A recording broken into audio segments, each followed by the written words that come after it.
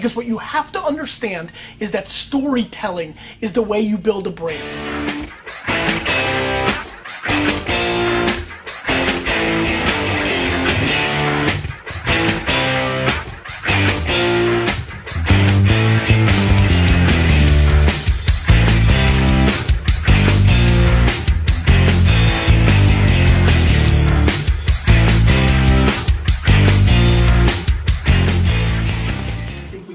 Underestimate how much the foundation of our lives are predicated on stories. Like, so much of what you actually think is predicated on storytelling. I mean, so what does it take to tell a good story? I think like there's some platitudes in there, like honesty and truthfulness and having people relate to the character and things like that. But before all of that, there's really one thing, and that is like, do you believe in the story that you're trying to communicate?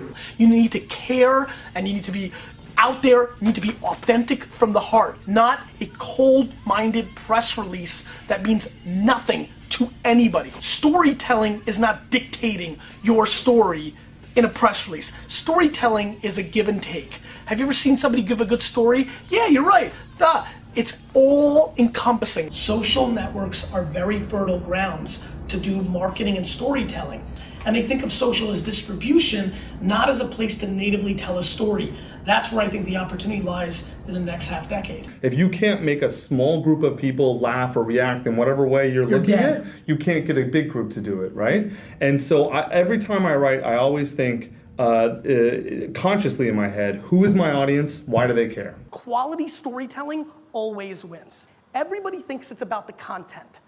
And all the action right now is in the context. When you start looking at, if you have the exact same 1,000 people on Facebook, the exact same 1,000 people on Pinterest, right? You post the same exact thing at the same exact time, and they act completely different, that's when you start understanding how much the context matters. One thing we are not doing enough of is respecting the psychology of why people are in where they are at that time. This isn't social network sites, this is Facebook, this is Pinterest, this is Instagram, this is Vine, Tumblr, they're very, very, very different. When you're on Pinterest, your psychology is intent to buy or aspiration to buy.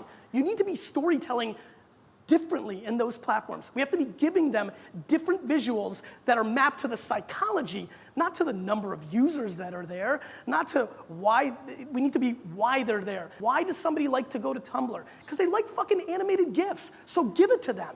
Right? And give it to them in a way that a human being would give it to them, not a brand. And be smart about it, because the attention, the eyes, the ears of our consumers, they're clearly going in these places.